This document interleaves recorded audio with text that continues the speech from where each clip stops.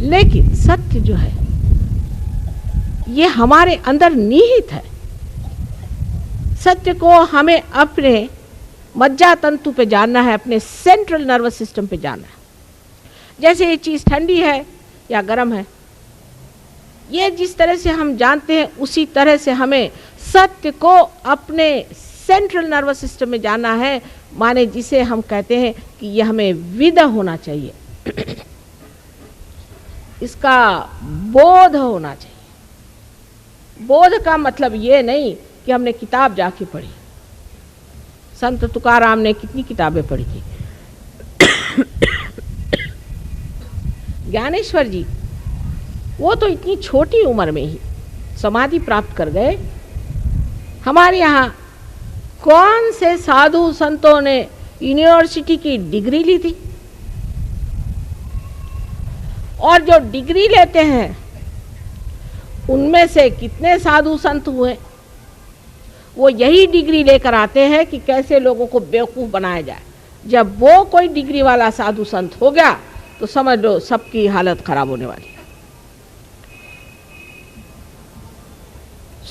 समझना ये चाहिए कि सत्य को जानने के लिए पहले हमें नम्रता में उतरना चाहिए। अभी तक हमने सत्य को नहीं जाना है।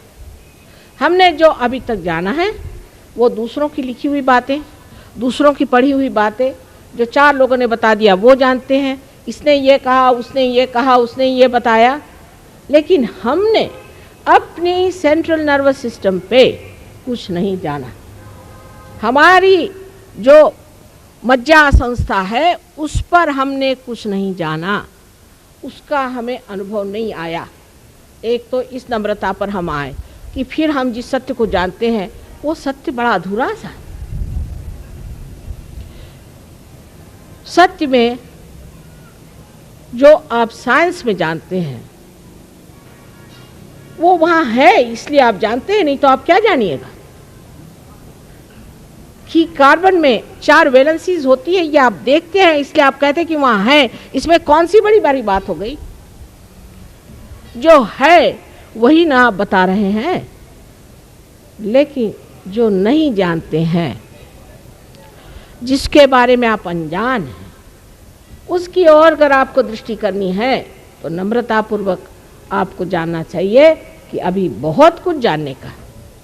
और जानना शब्द भी जो है ये ज्ञ से आया है, ज्ञ से आया है। इसका मतलब है हमारे मज्जा संस्था में उसकी प्रचीति होनी चाहिए, जिसको मराठी में जाणीव शब्द है।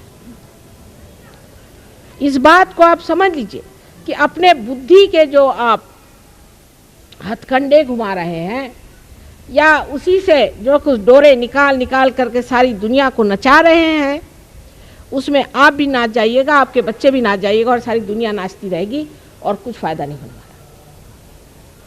सत्य को जानना चाहिए, या आप नम्रतापूर्वक पहले अपने अंदर सिद्ध कर लें। आप कुछ भी हो, जब तक आप आत्म साक्षात्कारी नहीं हैं तब तक हमारी नज़र में आप अनजान हैं। आत्मा का जब तक आपके अंदर प्रकाश नहीं है तब तक आपके पास वो अंतर्दृष्टि आई नहीं, जिससे आप हमारे रंग को या कबीर के लाल रंग को समझ नहीं पाएंगे। मेरे लाल की लाली जित देखूं तित लाल, मैं गई देखन लाली हो गई लाल, मैं ही हो गई लाल। कौन सा लाल रंग था वो? किसकी बात कर रहे थे? ऐसे रंग रेजो लाल लाल कर दीनी। वो लाल किसी को दिखाई देता है क्या? और कबीर दास जी को जो हमने सदुक्री भाषा और आदि कह करके उनको इतना नीचा गिरा दिया और उनके इतने गहन तत्व को हमने इस तरह से निचोड़ करके उसको खत्म कर दिया कि वो एक दलित वर्ग के कवि थे। और मुझे बहुत आश्चर्य हुआ कि लंदन में रैदास जी का और कबीर दास जी का उन्होंने वहाँ मंदिर बनाया है और इस जगह इतनी बड़ी विभूति हो गई और हमने उसे जाना नहीं। और बैठे बैठे बुद्धि से हम ये निकाल रहे हैं कि जो दर्जी बनकर के नामदेव थे, क्या वही नामदेव गुरु नानक से मिले थे? या ये निकाल रहे हैं कि जिन्होंने विवेक चूड़ामणि नाम की इतनी सुंदर तत्ववेत्ता पूर्ण, जिसे कहना चाहिए,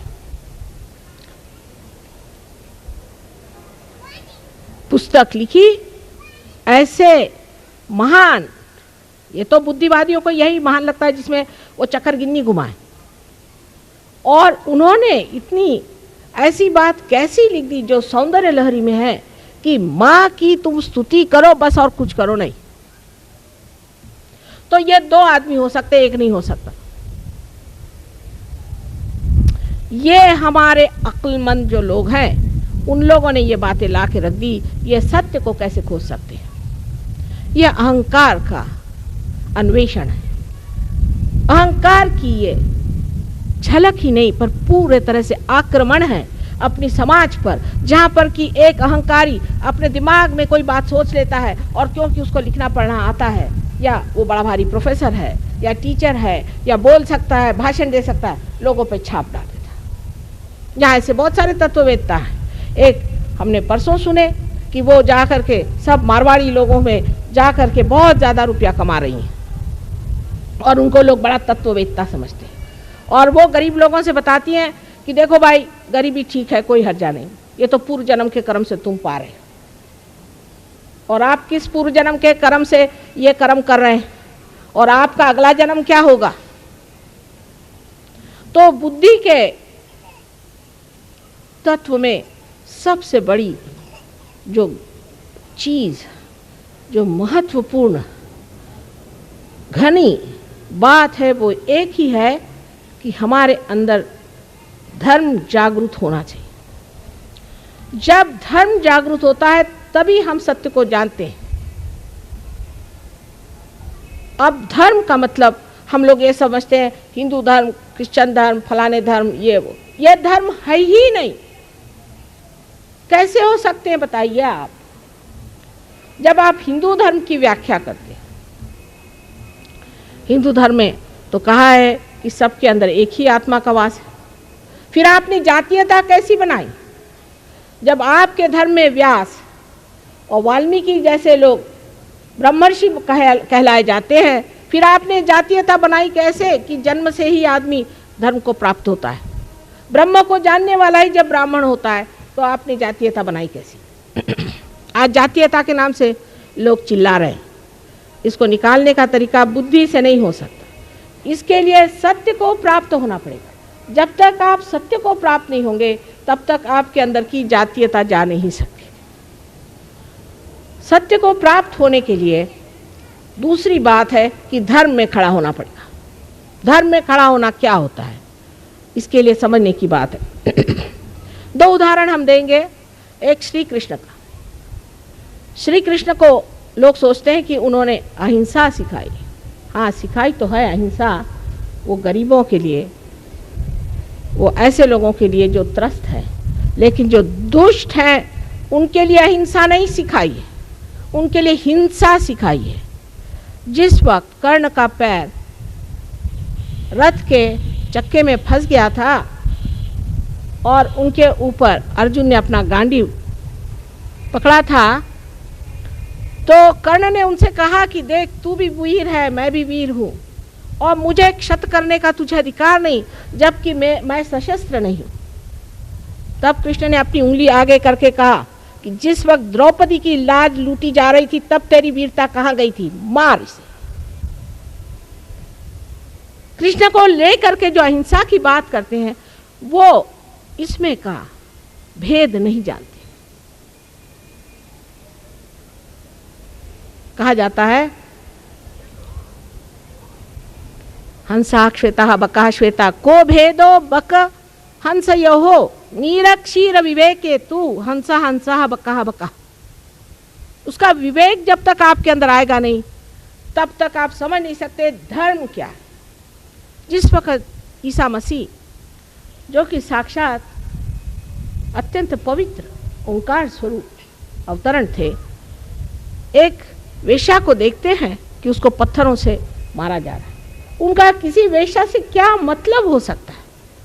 वो जा करके खड़े हो जाते हैं और कहते हैं तुम में से जिसने कुछ भी पाप नहीं किया हो वो मुझे पत्थर मारे, मुझे पत्थर मारे। और सब ने अपने पत्थर डाले, क्योंकि वो जो अधिकार सत्य का उनके अंदर था उसके आगे चलना कठिन बात है। समझने की कोशिश करिए। आज हमारे देश में व्यक्तित्व नहीं है, चरित्र नहीं है। हम लोग रो रहे हैं, चरित्रहीन, दुर्बल, निर्बल, एक तरह से गुलामी लिए हुए इस पैसे के पीछे में चाहे जो करने के लिए हम लोग तैयार हो रहे हैं। उसकी वजह यह है कि अभी हमने ये जाना नहीं धर्म क्या होता है। जब आपके पास पैसा नहीं है, ठीक है, इसलिए गरीबों का पैसा लूटने की जरूरत नहीं। और अगर आप ही खुद, जैसे मैंने कल कहा आपसे कि आप शराब पीते हैं, तंबाकू खाते हैं, सिगरेट पे सिगरेट पीते हैं और यहाँ पर जाके स्ट्राइक करते हैं कि हमें ज़्यादा पैसा दीजिए, काहे के लिए? शराब ज़्यादा पीने के लिए। धर्म में आने का मतलब ये होता है कि एक संतुलन में रहना, एक मध्य भाग में रहना, इसको कि मॉडरेशन कहना चाहिए। जैसे इंसान हर एक चीज़ में अति पर चला जाता है, उस अति से छूटकर बीचों बीच खड़ा रहना, ये धर्म। अनेक धर्म बताए गए हैं, ये हमारे अंदर जो सद्गुरु हो गए उन्होंने बनाए हुए। स्त्री धर्म, स्त्री धर्म दो ही तरह के मैंने अपने देश में देखे, या तो आदमियों के जूते खाइए और या तो आदमियों को जूते मारिए, बीच में कोई चीज़ दिखाई नहीं देती। या तो सीता जी को एक धोबी घर से निकाल देता है और या तो कोई ऐसी औरत या कोई आकर के सारे लोगों की नाक कटा देती है। पति धर्म, पत्नी धर्म, मातृ धर्म, पितृ धर्म, ये सारे रिश्तेदारी के धर्म हैं। राष्ट्र धर्म, विश्व धर्म, ये सबसे हम परिचित हैं। अपरिचित हम नहीं, लेकिन हम अनहोनी कर जाते हैं, ऐसी बात कर देते हैं जो बिल्कुल अनहोनी है कि हम उस धर्म को जानते हुए भी वो नहीं करते। इसलिए मैं ये कहूँगी कि ये जो हमारे प्रदेश के लोग हैं ये उसे जानते नहीं, वो इस बात को जानते नहीं हैं और इसलिए वो गलत काम करते हैं। तो ठीक है, अज्ञान में, हम ज्ञानी होते हुए इस बारे में जानते हुए भी हम धर्म में खड़े नहीं हो सकते। इसलिए हमारी धर्म शक्ति बड़ी कमज़ोर है और जो आदमी धर्म में खड़ा होता है वो सबसे शक्तिशाली मनुष्य होता है। पैसे से आपके अंदर बिल्कुल भी शक्ति नहीं आ सकती। मैंने ऐसे ऐसे पैसे वाले देखे हैं कि जो लड़खड़ाते हुए खड़े रहते हैं, इसका पैसा नहीं दिया, उसका पैसा नहीं दिया, इनकम टैक्स वाले आने वाले हैं, ऐसा होने वाला, वैसा होने वाला है, मेरा लड़का पैसे लेके भाग गया, मेरी बीवी भाग गई, फलाना हो गया, ठिकाना हो गया। सत्ता से तो बिल्कुल भी नहीं आ सकते। सत्ता से आदमी इतना निर्बल हो जाता है क्योंकि दूसरों के हाथ में पड़ गया। दूसरे जब तक उसे सत्ता नहीं देंगे वो लड़खड़ाता खड़ा रहता है, भैया मेरे को वोट दो, मुझे वोट दो, मैं तुम्हारे पैर पड़ता हूँ, जूते तुम्हारे उठा लूंगा। किसी भी चीज से मनुष्य सबल नहीं हो सकता सिवाय आत्मा के। आत्मा ही आपको समर्थ कर सकता है, लेकिन सबसे पहले उसमें आपके अंदर धर्म स्थापना होनी चाहिए। और धर्मी की स्थापना करने के लिए मंदिर, मस्जिद और चर्च बनाने से होगा नहीं। अपने मंदिरों का हाल सुनिए तो भगवान बचा रखे, और चर्च का हाल मुझसे पूछिए आप, और मस्जिदों का हाल उनसे पूछिए जो मस्जिद में बैठ करके और गलत गलत सलाह करते, मंदिरों में बैठ करके बंदूकें चलाते। ये लोग धर्म को जानने वाले नहीं हैं, अधर्मी हैं, धर्म के नाम पे महा अधर्म कर रहे हैं। और आज हम ही इस बात को कह सकते हैं, दूसरों की हिम्मत नहीं कि इस बात को कहें कि ये धर्म नहीं। धर्म मानवता का धर्म है। उसमें यह नहीं कि आप जाकर के 4 लोगों को बटोर के लाइए और मिशनरी जैसे उनके खाना पीने को देखिए और अपने लिए बड़े बड़े नोबेल प्राइजेस दीजिए। ये धर्म नहीं है। धर्म वो है जहाँ मनुष्य अपने जीवन को संतुलन में रखता है, उसमें पूरा संतुलन हो जाता है, जहाँ वो प्रेम के धर्म में बसा हुआ रहता है, वो सहज में ही सारा कार्य करता है। कोई सी भी उसके अंदर से अगर ऐसी क्रिया घटित हो जाए जो बहुत ही अभिनव हो, उसके प्रति कोई भी उसे गर्व नहीं होता, ऐसा ही आदमी हम कहेंगे धर्म में होता है। पर आप कहिएगा माँ ऐसे आदमी आएंगे कहाँ से? सो बात ठीक है, ऐसे धर्म के आदमी कहाँ से आएंगे? जैसा मैंने कल कहा कि मार्क्स ने कहा कि ऐसे लोग होने चाहिए कि जो यहाँ स्टेटलेस हो जाए, स्टेट न रहे। ऐसे लोग होना चाहिए कि जो आपस में इतने प्रेम से रहे कि कोई झगड़ा ना हो। सबसे ज़्यादा डिवोर्स तो वहीं होते हैं जहाँ मार्क्सवाद चल रहा है। तो क्या गलती हो गई वहाँ पर? जो कि इन्होंने कहा था कि हम ऐसी स्टेट बनाएंगे, वो नहीं बना पाए। इसकी वजह ये कि वहाँ धर्म नहीं है, वहाँ धर्म नहीं है। और धर्म हमारे अंदर स्थापित करना बहुत ही आसान चीज़ है। जब कुंडलिनी का जागरण होता है तो हमारे नाभि चक्र में जब कुंडलिनी आती है तो उसके प्रकाश से हमारे अंदर आपो आप धर्म जागृत हो जाता है। अधर्मी से अधर्मी मनुष्य भी धर्म में उतर जाता है। पर जो मनुष्य अंदर से धार्मिक है उसके लिए कुंडलिनी का जागरण बहुत ही आसान है। अब बहुत से लोग ऐसे भी होते हैं कि जो धर्म के नाम में अनेक गलतियां कर जाते हैं। वो सीधे साधे भोले भाले लोग होते हैं।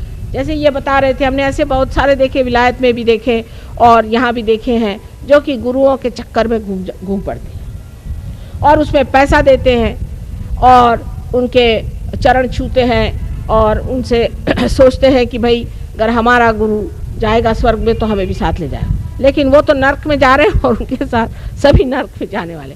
उसके लिए पैसा देकर के आप नर्क जा रहे हैं।